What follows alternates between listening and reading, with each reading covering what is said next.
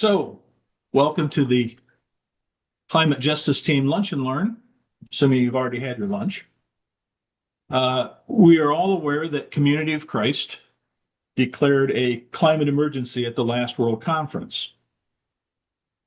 Last summer, many of us invested a week in talking about Heal the Earth. So, in the short amount of time that we have, we want to share with you some highlights as we consider, as a faith community, how serious should we be about a climate emergency. So today we want to share kind of like who knew and what about the climate changing, what could possibly go wrong, what are we seeing today, and so what's the problem? Why do we need to do anything?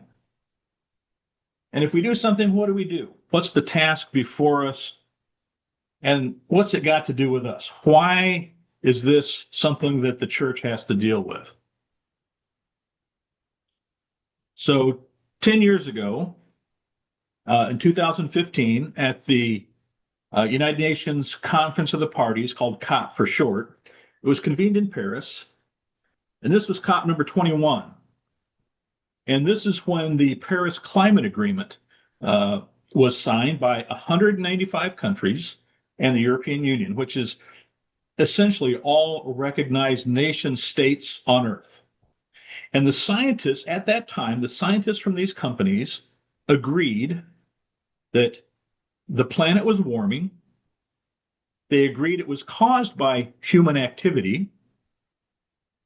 And they agreed that the overheating of the planet was and will negatively impact our human quality and standard of existence on Earth. So at the time, humanity, that's us, we'd raised the average global temperature to just about 1 degree centigrade or Celsius above pre-industrial levels.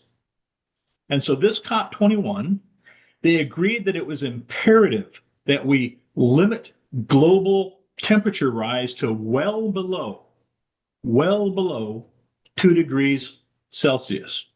Consensus was that 2 degrees was catastrophically lethal. And many people argued that 1.5 would be extremely dangerous.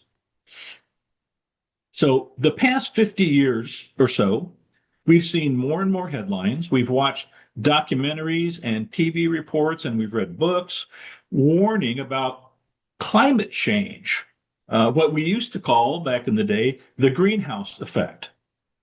And in fact, there have been climate prophets preaching to us as far back as when Joseph Smith III was finally convinced to go to Plano. Eunice Foote, 1856. She was the first one to discover that carbon trapped heat.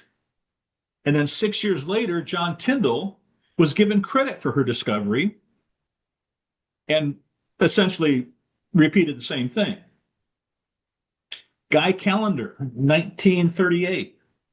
He manually calculated what he thought the carbon in the air would raise the temperature to, and his manual calculations were freakishly accurate. And then in 1988, James Hansen, the first one to address the United States Congress about climate change. And he warned us that it's not the emissions right now, but it is the accumulated emissions. So the exhaust from this car that you guys learned to drive in years ago, the exhaust and the planet heating gases that came out of this car, they're all still up there in the sky. It's trapping heat to this day. In 2007, which was 18 years ago, the U.S. ex-Vice President Al Gore, he co-produced a slideshow called An Inconvenient Truth. That later was turned into a documentary, which won him an Oscar. And then it went on to win him a partial Nobel Peace Prize. And this was an aha moment for a lot of people because we became aware that climate change was also a justice and a peace issue, but really hadn't thought about that before. So the predictions of temperature rise have been surprisingly accurate. Even the internal reports that have been recovered from the oil company scientists show that they knew that carbon dioxide would heat up the planet, and their predictions were pretty accurate. Now, thermometers were invented 500 years or so ago, and we started keeping records of those readings about 250 years ago. But scientists are good at extending those records with representative samplings of glacial ice cores and lake sediments and such things. So science is pretty insistent on proclaiming that the hot days that we've suffered through the past couple of years were the hottest days we've had on this earth for 125,000 years at a bare minimum. And that's about when the anthropologists tell us humans started making little notches and sticks and bones and things. And, yeah, people go, oh, well, the planet's been hotter, the planet's been colder, which is true. But life as we know it, human civilization as we know it, developed in this stable sweet spot called the Holocene, only when the temperature stabilized. So there's no human society that we would recognize as society has ever lived on a planet as hot as the one that we are living on now. And we're seeing results that are already perilous. What science was less sure about was how temperature rise would manifest in our daily lives. How is it going to affect us? And these headlines and the reports and the documentaries, they all warned us of what seemed like an unspecified, kind of vague calamity coming someday. Well, we would suggest to you that someday is here. The past 2 to 3 years, it's become plainly obvious how fundamentally we human beings have and are disrupting the processes, the cycles, the balance of our planet.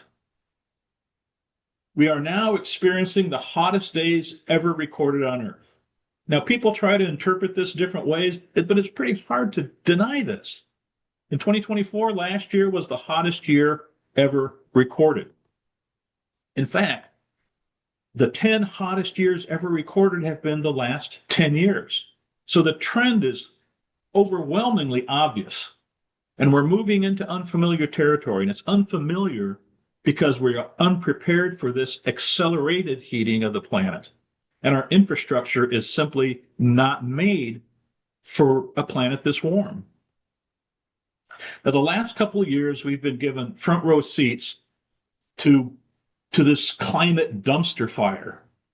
And we're becoming more and more aware of the nature of the emergency, more and more aware of how it's going to disrupt our lives, how dangerous it really is. We've seen the obvious instability of our water supplies, biodiversity, our oceans, the food production, a laundry list of extreme weather events. They are more frequent, more intense, more expensive, and simply more. They're just extreme heat waves, droughts, wildfires, rainfall, and then floods, hurricanes, and tornadoes. And unless we kind of look at them all in total, we risk ignoring the magnitude of the emergency.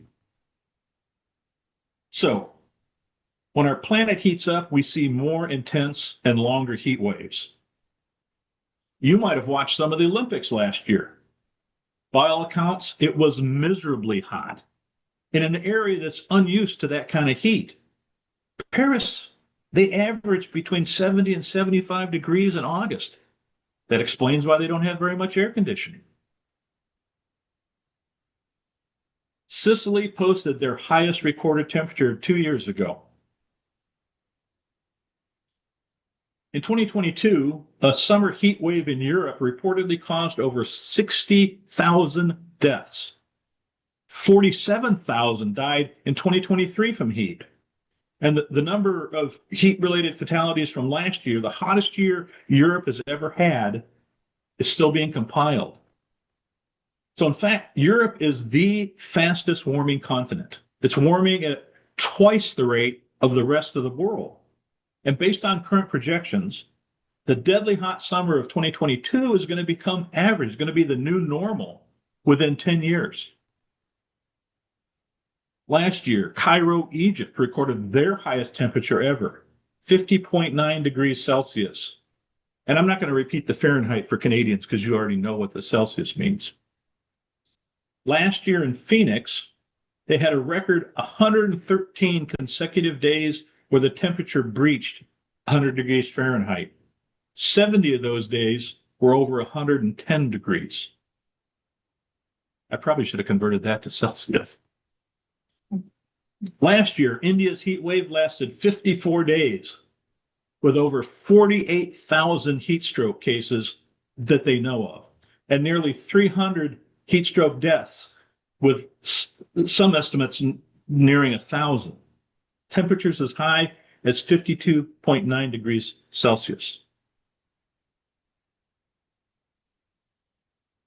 Brazil experienced high temperatures last February, and due to the high humidity, the heat index, or the feels like temperature, peaked at 62.3 degrees Celsius. Now, the previous high temperature was the prior November at 43.8 degrees. And if you remember, that was when a fan tragically died at a Taylor Swift concert. 1,300 people died during Hajj, the holy pilgrimage to Mecca, where the temperature reached 51 degrees. The upper limit of human heat tolerance was breached for a total of 43 hours over those six days.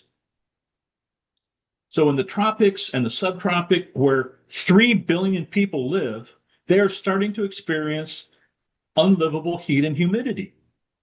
So it isn't so much that we're having these heat waves, it's the duration of the heat waves, and in so many parts of the world, and they're all happening at the same time.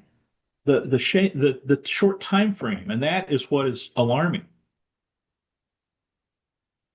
When our planet heats up, because warm air holds more water vapor than cold air, we see more evaporation, and that removal of moisture manifests in drought. And we're seeing record droughts all around the world. This is France, a tributary of the mighty Amazon River then, the same tributary of the not so mighty Amazon River now. The Po River is the longest river in Italy. A third of the population lives in its river basin. It's Italy's most productive farming region, a region that needs water. And this is a lovely historic church. The only problem, this is a reservoir. It's not supposed to look like this. It's supposed to look like this. China. Southwest Africa. Southeast Africa. Central East Africa. There's just too many places to show you where this is happening, all in this short time frame of the last year or two. So when our planet heats up and when it's hot and dry, things catch on fire.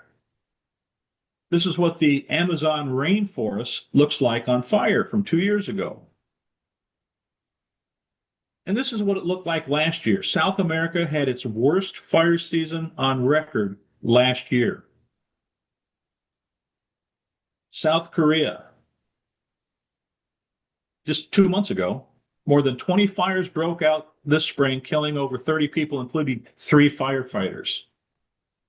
A few months ago, Iwate Prefecture in Japan. Japan's not known for wildfires until now. Chile. 2 years ago, your own boreal forests burned all summer, consuming what? That's 40 million acres.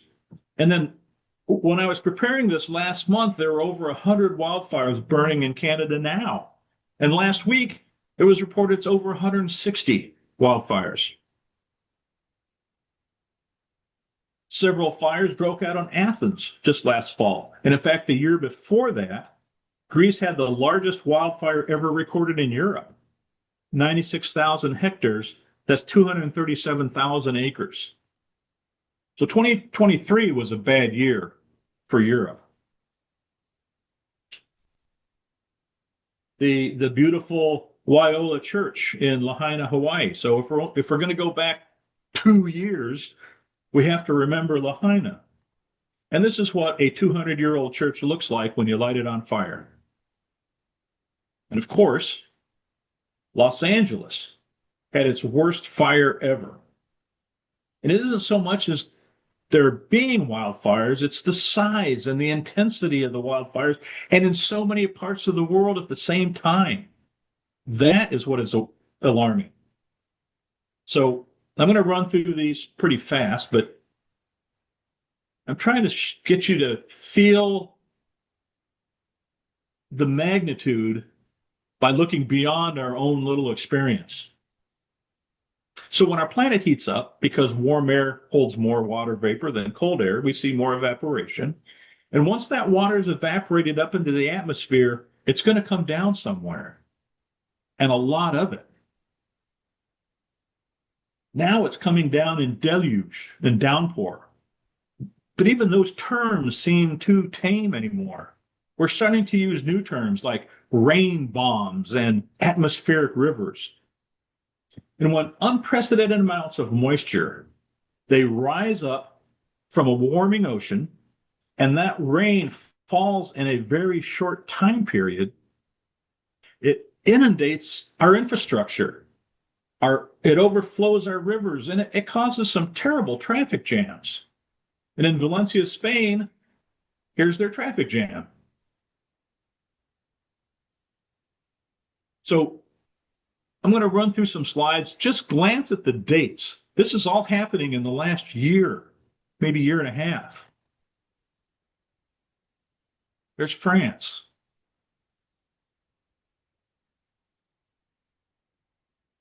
Germany. Again in Germany. Australia. Saudi Arabia. Nigeria. Kenya. China. Dubai. Brazil. Poland. Czech Republic. All in just the last 12 months, maybe 16 months. And we haven't even mentioned that when the oceans heat up, the ocean-based storms, the hurricanes, the typhoons, the cyclones, they become stronger, more destructive, and they ramp up so much more quickly, and they become more destructive. Like Helene, that destroyed Asheville, North Carolina, hundreds of miles away. Or Hurricane John at the same time on the Pacific side. And that in turn slammed into Acapulco. And Acapulco, that was hit just the year before by an even larger storm, the storm Otis, that didn't do Acapulco any favors. Like the term typhoon Yagi that hit multiple countries, including the Philippines. And that typhoon was preceded just 2 months before by gaming, back to back. Or Daniel, that dropped 1.5 feet, 8 months worth of rain in a single day, and it destroyed two dams in Libya, which caused water to sweep down through the city of Derna so quickly, so many people were washed out to sea so fast they really don't have any idea how many people died. So the ocean absorbs 80 to 90% of the excess energy caused by global warming. And as our planet warms, our polar ice caps are melting, glaciers are melting, raising the sea level. Now, there are some American politicians that point out that when the ice in your glass of water melts, it won't overflow the glass, thereby discounting the whole concept of sea level rise. And I won't point out the second grade science lesson that they must have slept through, but suffice it to say that if we melt the land-based ice, which is primarily the glaciers in Greenland and the Antarctica light ice sheet, sea levels will rise between 200 and 230 feet. Now, warm water takes up more volume than cold water, so that also, as our oceans warm, that too will increase the level of the sea. Here's a lovely parking garage in Miami, Florida. Many streets flood there regularly when there's a high tide, and it's even worse when there's a high tide and a full moon. This is the famous St. Mark's Basilica in Venice, and it has a twofold issue. The city is slowly sinking, and the sea level rise is causing issues at high tide regularly now. Over 20 years ago, the French Polynesian government began making plans to relocate coastal villages that were threatened by the rising seas, and those plans are now underway. The rising sea levels are forcing Fiji's coastal villages to relocate, and the relocation in September of last year began with the construction of these two pilot houses. And Susan supplied this information to me, and she tells me the name of the towns, and I can't pronounce them, so I won't try. She said it's okay. In Indonesia, a kilometer might have seemed like a long distance a while ago. At only 6 feet above sea level, Kiribati will probably become uninhabitable in the not too distant future. So, is your mind reeling when you see how much is going on in such a short time? It's mind-boggling. When we look at these global climate patterns, it should be difficult for anybody to doubt that there is a climate emergency.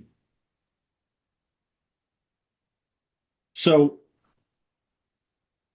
let's touch for a moment on one of the gradual, subtle, but deadly consequences, the health hazards that are created by burning fossil fuels.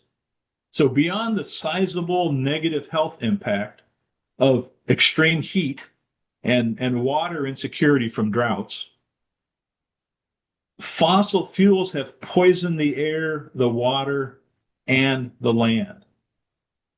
Air pollution from burning fossil fuels is the single largest cause of premature death, with estimates ranging between 5 and 10 million people a year. It contributes to this laundry list of health issues. And it also linked to preterm births, underweight births. So you don't even have to believe that the climate's changing to admit that burning oil causes immense amounts of suffering and death. So extraction and distribution of fossil fuels poisons the land and the waterways, and it creates these huge sacrifice zones where inhabitants are subjected to toxic levels of air, water, and land contamination.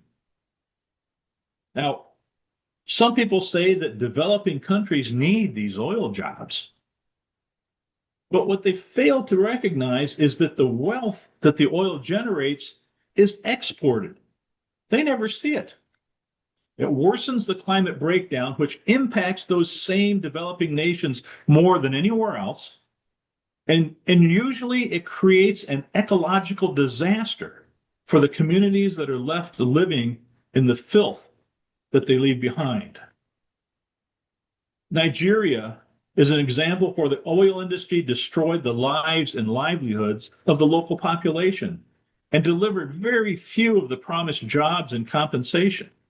The oil drilling and the leaking pipes, it contaminates the air, the land, the water, and exposes the local population to toxic chemicals, and it lowered life expectancy. So, do they need those jobs? Hell, maybe they do. But at what cost? These are the people that we are willing to let suffer to keep our lights on. It's their involuntary sacrifice for the benefit, well, of us. Truly, these are leftover people and leftover places. So, getting back to the warming planet, the Paris Agreement, overly simplified, said that we need to decrease our GHG, our greenhouse gas emissions, by 50% by 2030. That was 15 years from when they signed this. 50% by 2030 and achieve net zero by 2050. But after 10 years of working on the 50% reduction goal, fossil fuel production has increased. Greenhouse gas emissions have increased. And shockingly, it wasn't until just COP28, just 2 years ago in Dubai, that finally fossil fuels were called out, were named specifically as the primary cause of our emergency.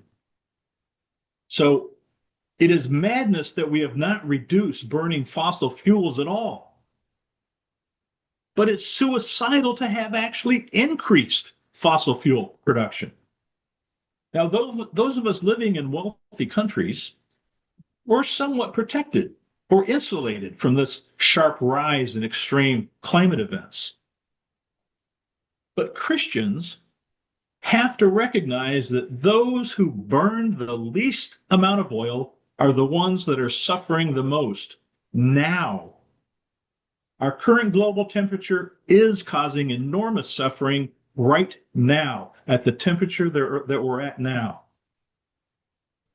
So this threat of global overheating is not just an extraordinary practical problem, it is the greatest justice problem that the world has ever come across. And by extension, that makes it the most difficult and thorny theological problem that we've ever run up against. Because we are not loving our neighbors. We are drowning our neighbors. We are sickening our neighbors. We are driving our neighbors out of their homes, off their lands.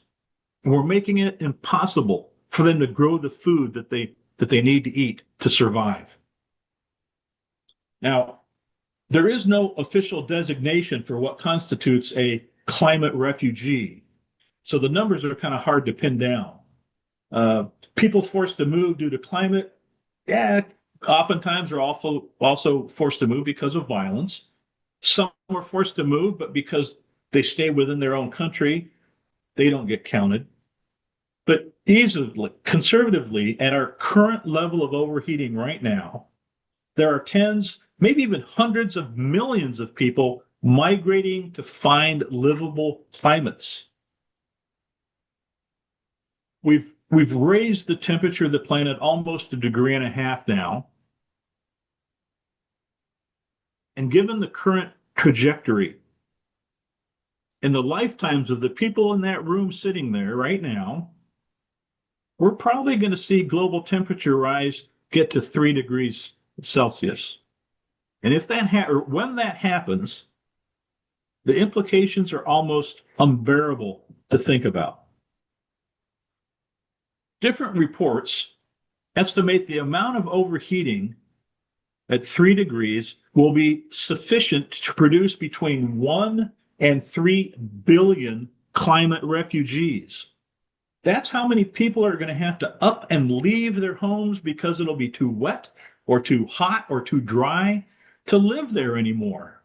And some island nations are simply going to sink below the surface of the sea. We know that there are currently parts of our planet that have become uninhabitable for humans. And they're pictured on this slide in black spots. Now, I was in Kansas City 2 weeks ago when my granddaughter graduated from high school. By the time she is my age, the areas that can no longer sustain human habitation will cover a land area that currently supports over 3 billion persons. So, I don't know if the billion number is accurate. And quite frankly, I don't want to waste my time arguing that point. It's suffice it to say that hundreds of millions are going to be forced to migrate in order to stay alive. And that may be a low estimate. So we have to decide what is the acceptable number for human suffering. Is a half a billion acceptable? A quarter billion? We've seen reports in the world of the hate and fear and prejudice boiling over when confronted with a couple million refugees that were fleeing civil wars or invasion zones. And we have these images of bodies of infants washed up on beaches and stuff. It brings out the ugliest possible side of our human character. But if you multiply those numbers 1,000-fold around the world, try to imagine what development, what war and peace, what human rights, women's rights or minorities, anything, the things we care about, what any of our enduring principles will look like in a world that disrupted.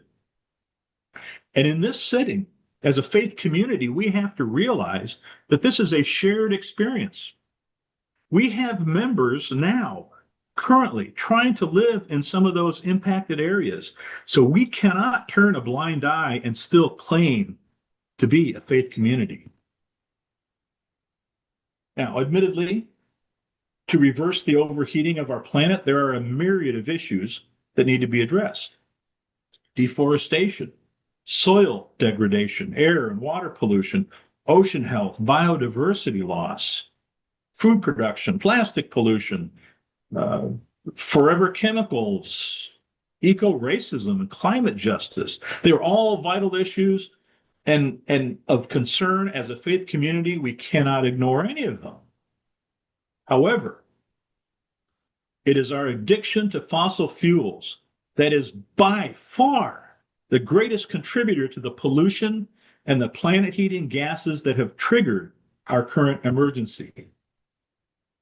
There is no other singular act that will have as great an impact on saving lives, slowing the loss of nature, alleviating suffering, enhancing equality, promoting economic justice, and restoring our planet as working to eliminate the use of fossil fuels.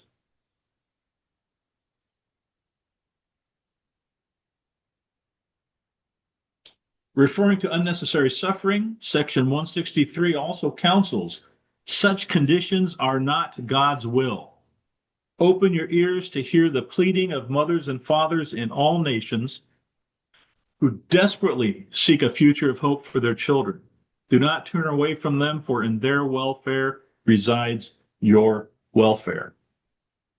The single most important task for humanity is to figure out how, not to stop global warming, it's too late for that, but to arrest it short of the point where it cuts off civilization at its knees. What W. Wallace in Section 150 termed, while there is yet day. Section 163 also proclaims the restoring of persons to healthy or righteous relationships with God, themselves, and the earth is at the heart of the purpose of your journey as a people of faith. So do we need to get busy? Now, if we roll up our collective sleeves, it would be a difficult task, even if everybody was working in good faith. But I'm distressed to tell you that not everybody is. So we've kind of looked at some bad news, and there's quite a bit of it, but there's some good news, and quite a bit of that too. In this case, it comes from the world's scientists and engineers who have worked a real water into wine miracle just the last couple decades. Science and technology have reduced the cost of gathering energy from the sun and the wind by 90%, to the point where, as of right now, we live on a planet where the cheapest way to produce power is to point a piece of glass at the sun. It's an unbelievable gift. It allows us to imagine rapid progress. And it's not perfect. It's not a free lunch. We still have to mine lithium or cobalt and do things that are disruptive. However, those disruptions, compared to what we are currently doing, compared to the calamity that we are already creating by burning fossil fuels, compared to the anguish and the suffering that fossil fuel use is already created and creating, compared to that, these new disruptions are small, they're minuscule. And the promise or the upside is enormous and unbelievably attractive. The good Lord was kind enough to hang a giant ball of fire in the sky. And we now know how to make better use of it. We catch its rays on photovoltaic cells. We can take advantage of the fact that its rays differentially heat the earth, creating the wind that turns turbines. And that provides all the power that we could need. So, those that fight to protect their oil investments and the monopoly on power, they don't bother claiming the science is bogus anymore. They don't say that they pretty much have given up denying that the climate is changing because it's simply too obvious. Only the diehard minions hang on to those arguments. So today, those who cling to their visions of oil rewards, they spend their time convincing people that the solutions aren't real. Renewable energy isn't enough. We don't have the transmission infrastructure. The technology is unreliable. It's going to cost too much. It's going to hurt the poor people. It's going to kill the whales. It's going to make all the mules sterile. On and on and on. But energy from wind, hydro, geothermal, and solar, and I'll admit temporarily nuclear, it's not an impossibility. It can happen anywhere on Earth. It can happen everywhere on Earth. The scientists have done the work to point out exactly how it can succeed and how we would make that transition and how in the process, if this is something you care about, we would save enormous amounts of money. Not only would we stop doing huge amounts of damage, but it's also a lot cheaper to run the world on sun and wind energy because sun and wind energy are free. The sun rises above the horizon every morning and delivers that abundance for nothing to everybody everywhere. There is no monopoly of the sun or of the wind. It belongs to everybody by the grace of God. And that is great news. If we are unwilling to condemn our grandchildren and great-grandchildren to a lifestyle of survival in face of massive unpredictability and destabilization, then 90% of the current remaining oil reserves must stay in the ground. So what do? How do we do that? We divest. And there are two ways that divestment can instigate change. First is, of course, the financial aspect. The second, and I would suggest the more important one, is that it removes the social license to continue burning fossil fuels.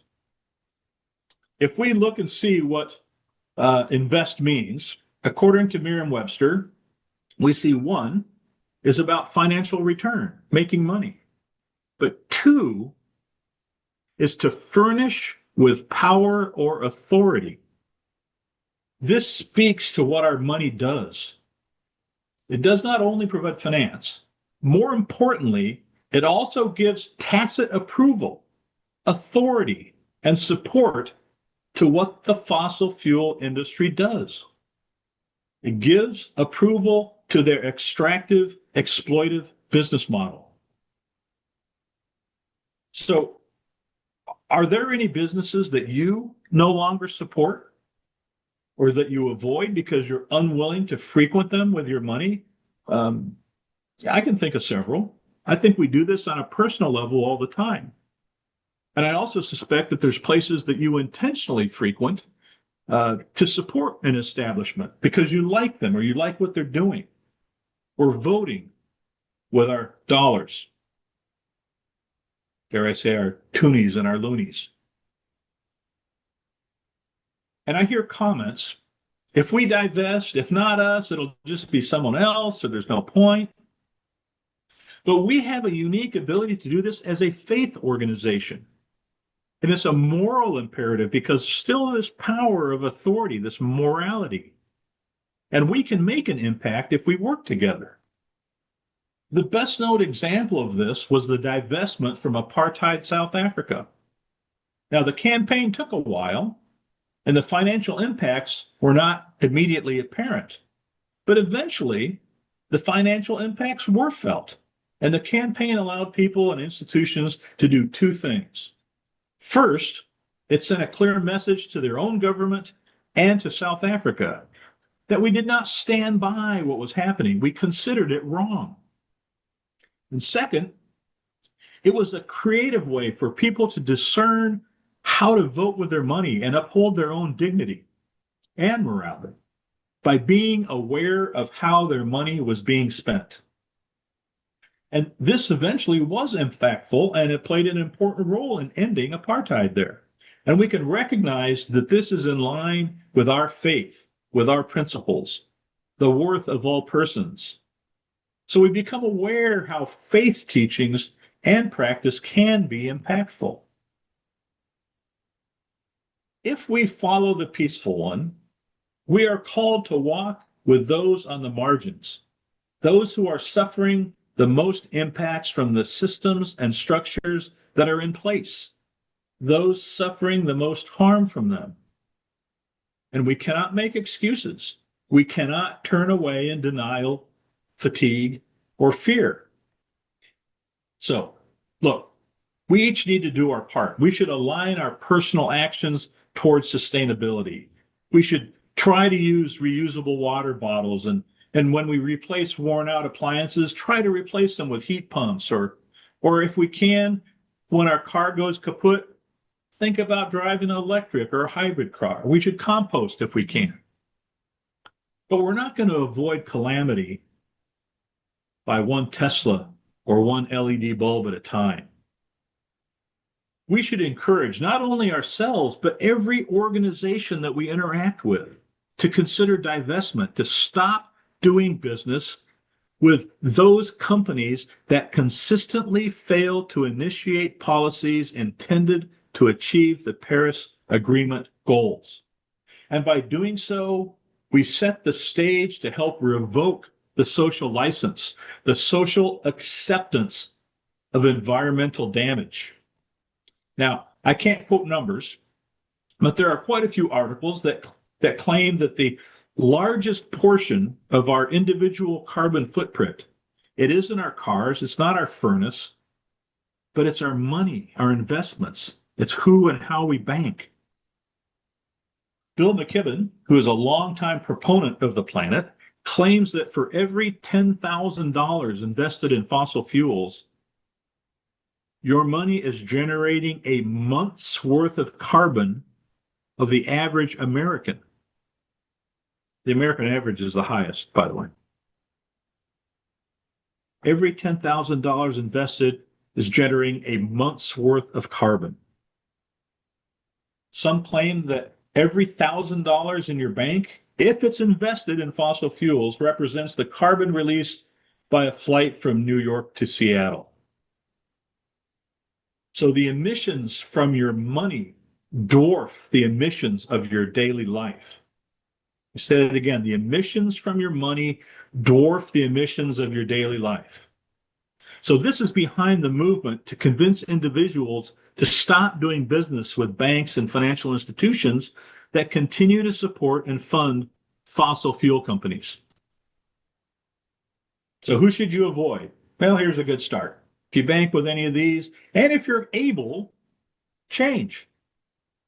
But if you can't change, At least every time you go in, talk to the teller, talk to the branch manager. Let them know that you don't approve of your bank's investment in fossil fuels. Do it often because those people have kids too. We can't all divest, but at the very least, let's be aware. Do what we can, but more importantly, let's be aware. Maybe something easier is to get a green credit card. Change your credit cards, change your bank. Granted, every little bit helps and our personal actions are important, but that alone will not bring us to a sustainable future. But working together with neighbors, with every group, with teams and organizations that you're part of, with your church community, we have a unique opportunity to help apply this moral license and help bring pressure to make the transformation needed. By divesting vocally, we help remove our tacit support of companies that fail to act to save our planet, or worse, intentionally act to further destroy our shared home. We further remove the social license. We remove the social acceptance of practices that do not allow us a future. Now, investment managers know that there is a growing rejection of fossil fuels by world governments and populations, unfortunately, mostly outside of the United States. And it means that they have to be on guard so that fossil fuel investments, their assets, don't get stranded. Now, looking back through history, it made sense to invest in fossil fuels. It had positive returns, and it was something worth putting your money into in terms of advancing human existence and flourishing. And yes, sometimes it does tend to have positive returns now. But there are strong projections that will not continue to be so as more and more people start to ask, at what cost? More and more people are realizing things are not right. More and more people will begin abandoning those stocks in these companies that are driving massive death tolls and the Earth's destruction. And investors will be holding the stocks, and there won't be anyone left to buy them. Imagine owning stock in an asbestos company, aware it was killing people, all the while knowing that there were adequate alternatives that don't cause harm. At some point, it's going to fall. No one's manufacturing asbestos anymore, and we're going to see this happen in the fossil fuel industry. We've seen this starting to shift. New York, their state pension fund divested, and they see that it's essential for protecting the fund's long-term value to divest. Multiple states in the United States are considering make polluters pay laws for the years of deception and failing to admit the harms the oil industry was aware of. I don't know if Canada has Costco's, but 60,000 Costco members have asked Costco to change their financial partner. The Costco credit card is underwritten by Citibank, one of the top 4 fossil fuel investing banks in the United States. So depriving fossil fuels of their social license, their social acceptance, that's how we address the billions and trillions of dollars that governments subsidize out of our taxes to the oil industry. It's staggering how much money is given to the oil industry to help artificially reduce the cost of oil, which in turn exacerbates our addiction to oil. The International Monetary Fund estimates fossil fuel subsidies in 2023 were as high as $7 trillion US dollars. The United Nations World Food Bank claims that they only need $40 billion to feed all the world's hungry. Oxfam puts the number at 37 billion, the World Bank at 30 billion, but you see the magnitude. A couple years ago, the University of Bath did a study of 10,000 kids aged 16 to 25 across 10 countries on the climate crisis. 75% of the youth said the future is frightening because of climate. 55%, over half, said that humanity is doomed. This should be a wake-up call for us as Christians. So we talk about, what does doom mean? What does hope mean? One even might ask, where is the Spirit leading us now? Because we are the ones who can speak of morality, of truth. That is really powerful. And so we can say that divesting from fossil fuels is, in fact, living out Jesus's mission statement as written in the book of Luke. A Catholic cardinal, Joseph Tobin, Archbishop of Newark, summed it up nicely. He said, the faith community, with its vast reach and moral authority, has a pivotal role to play in engendering the kind of change we need to see. When our children and grandchildren look back at this moment, they will judge us by our actions and decisions as people of faith. We must rise to the occasion, ensuring that our legacy is one of unity, pursuing shared prosperity, and equality, and unwavering commitment to the preservation of our common home. So leaving a habitable planet to future generations is first and foremost up to us. Now, we can do nothing and tacitly approve and support companies and activities that many acknowledge are actively destroying our common home, destroying the sacred creation that's entrusted to us. Or we can declare our faith and declare our intent to divest, to remove our support, remove our social license from those seeking profit over people, to make the destruction of God's creation socially repugnant, socially unacceptable. Our faith cannot be separated from the science, from the world around us, and certainly cannot be passive in the face of the destruction of God's creation. Mary Evelyn Tucker wrote this: for it may be the case that, as with the abolitionist movement in the 19th century and the civil rights movement in the 20th century, we will not respond at the scale and speed required until we see climate disruption as a moral issue and a spiritual challenge.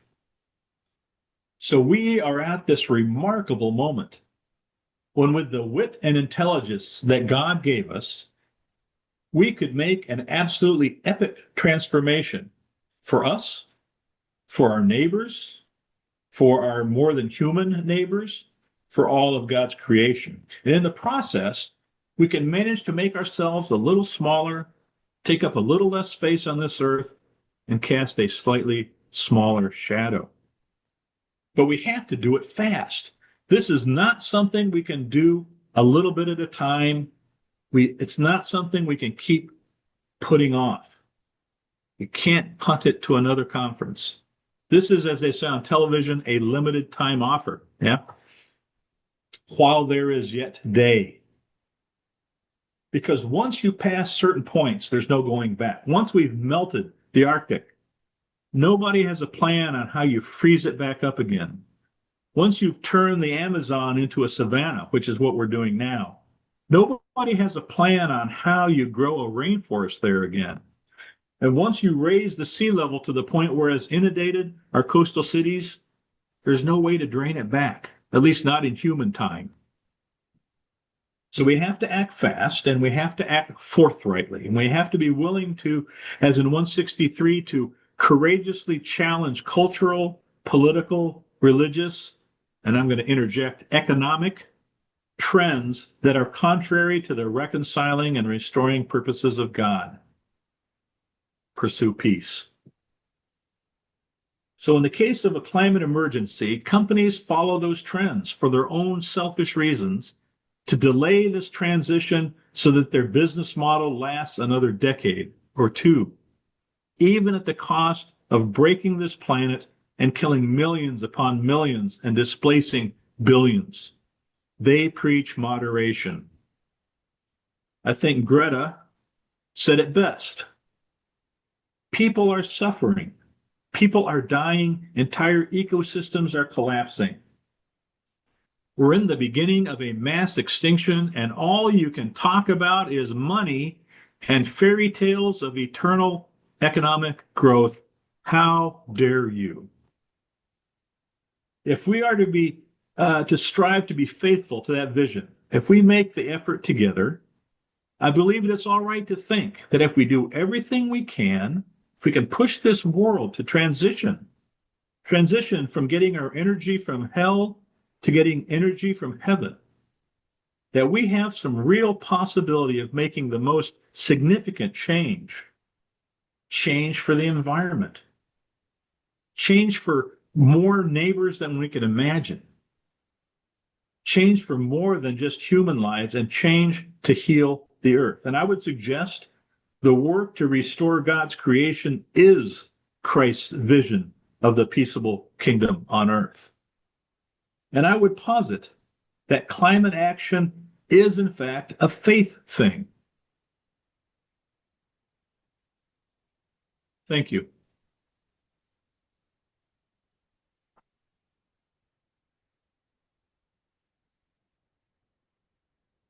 Thanks, Paul. We appreciate you coming and sharing this with us. Just wanted to ask you, you gave this presentation in Independence yesterday. How did that go? Fairly good. Although I think it might have been Lori giving away T-shirts right afterwards that might have had the biggest impact. Okay. So we had hoped to have a question and answer period. So do you have a few minutes in case anyone has questions they want to ask?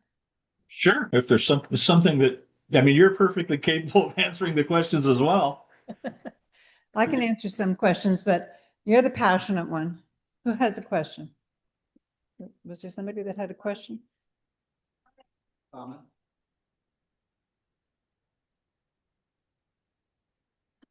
In Canada, there are groups that are already doing some of these things, and they ask people to sign petitions, and they're online, and they're there to help us. And they are focusing on the economic part also. Am I not? Oh, can you hear me now? I can hear just the speakers on my laptop are just tiny. Oh, okay. Oh, yeah. Anyway, so they sometimes will get billboards, and then they'll go in, and when they have their big corporate meetings with the boards and the people who get all the money, you know, their investors and all that stuff come together, they will protest and they'll do a whole bunch of stuff. But I see it as one little thing because many people don't know about it. The idea of not having more and more people across the country know that this is happening and they can help by being part of something that is as easy as doing that, supporting them and putting petitions out to our government and all the people involved. Yeah. I mean, before you, one of the webinars we did, we had a gentleman who is a political activist come and share with us strategies. And I've always remembered one of the things he said was that they've done studies, American in the US, on the results of different forms of activism. And signing an online petition is the least effective thing you can do. Sending an email is more effective. Making a phone call is more effective. And interestingly, writing a letter. And by the way, in Canada, you don't even have to pay postage to send a letter to your MP or to the Prime Minister. Is the most effective thing you can do. That in every politician's office, well, I'm speaking politicians, not corporations, but I'm sure they do the same. They log how many people phoned every day about each issue, how many people wrote in, all this kind of stuff. So I just wanted to share that. Did you have something to say, Paul? Yeah, I hear this a lot. Well, why bother? We're such a small church. And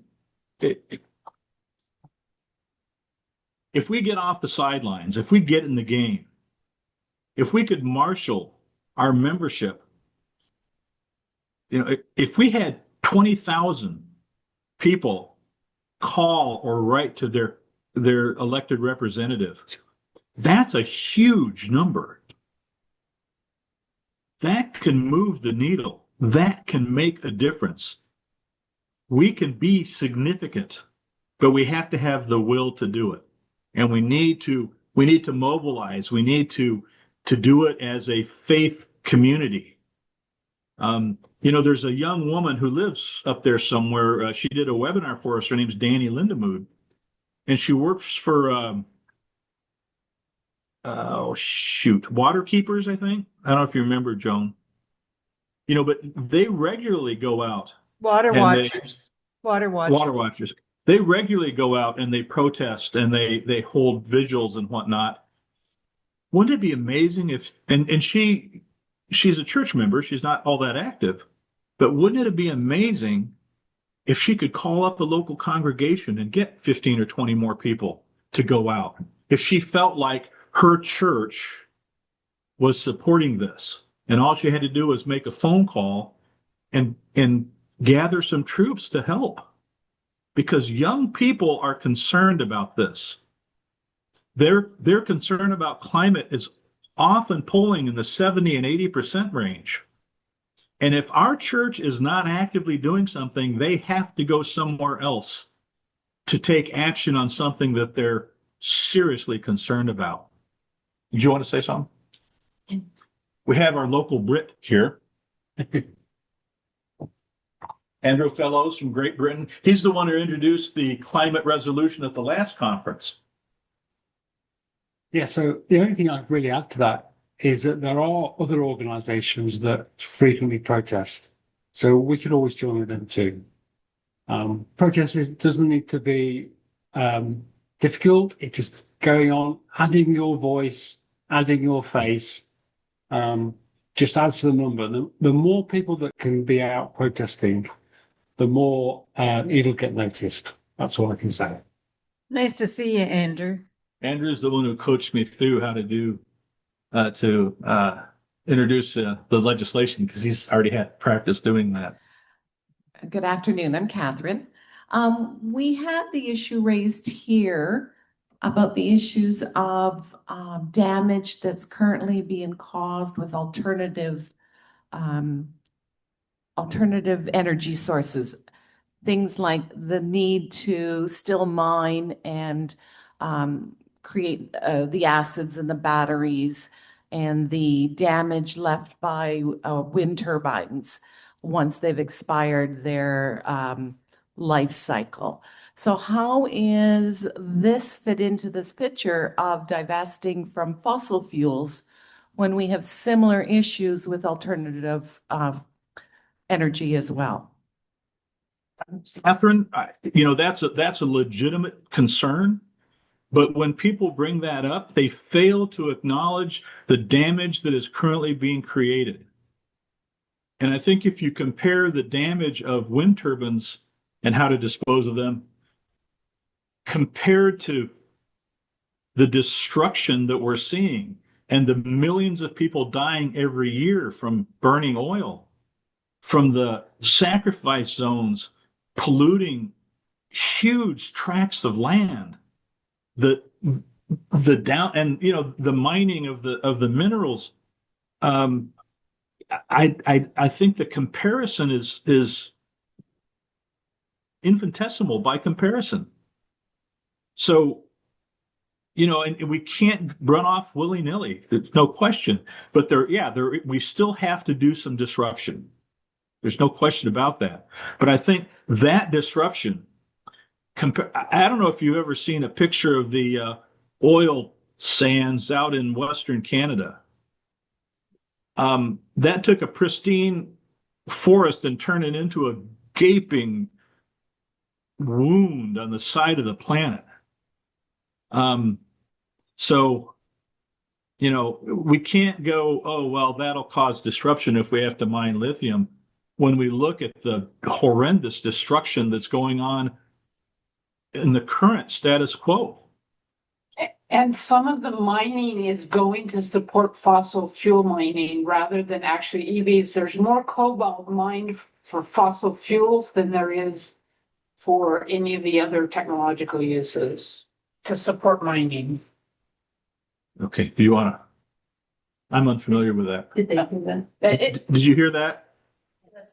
Okay, so Yes. I don't know, have any knowledge on that, so. Thank you. And I agree that we need to put it in proportion and understand which is causing more damage and which is causing less. But we absolutely still also need to be working on making clean energy cleaner. So it's not simple. It's not easy. We have to be working on both at the same time. Hello, Susan. Can I add a comment? Yes. Hi, everybody. Good to see you. I just want to affirm that we are not advocating for all fossil fuel industries to stop and close tomorrow. I think you heard that. We recognize there's a transition period. There's a time frame where we have to build up the green energy and decrease the fossil energy. And there will be some places where fossil fuels will continue to be needed for a long time.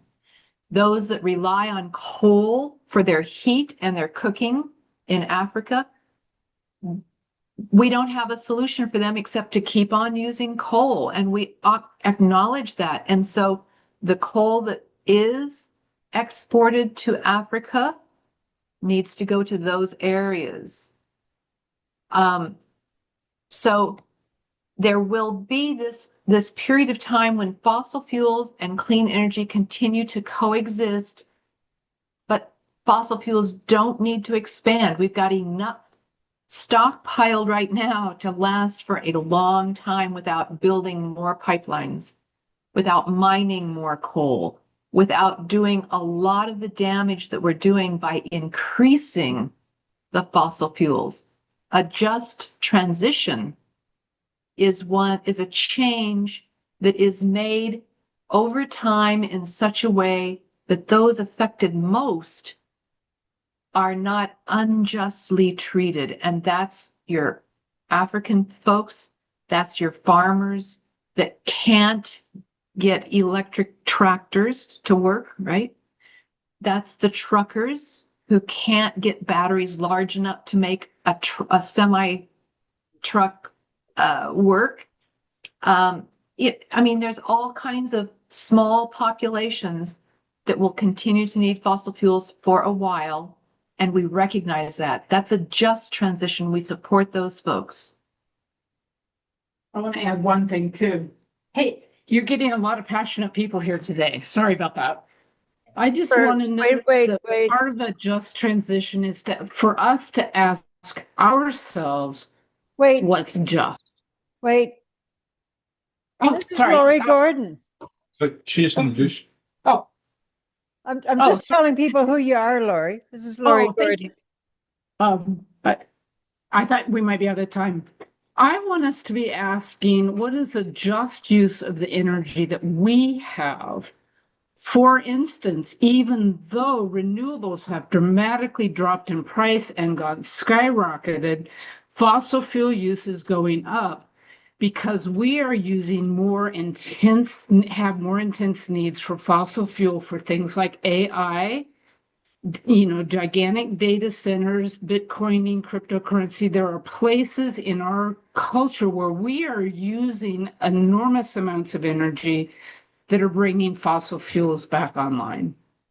And so I want to be asking myself, when I am using energy, even if it's renewable energy, what's a just use of that energy so that those fossil fuel places where people need it in order to have a higher quality of life have that ability to use that and have that available to them. So it's a very broad issue. That's a whole nother webinar. Yeah, so it's a whole nother webinar, I realize. But what I would like us to just to recognize that we are not advocating for people to starve or to go to not be able to live well. We want people across the world to live and all of life to flourish. That's our motto. May all life flourish. Thanks, Lori. I'm going to call a halt. We only have a 30-second walk into the conference chamber for us, but you guys have a longer walk to get to the We have a conference ways to go. chamber. Well, thank you everyone for listening. I hope we didn't put anyone to sleep. And if you ever get a chance, watch our webinars. We have a lot of fun doing them, so we hope you have a lot of fun watching them. Okay. Thanks very much. Thanks, Troy. Bye-bye.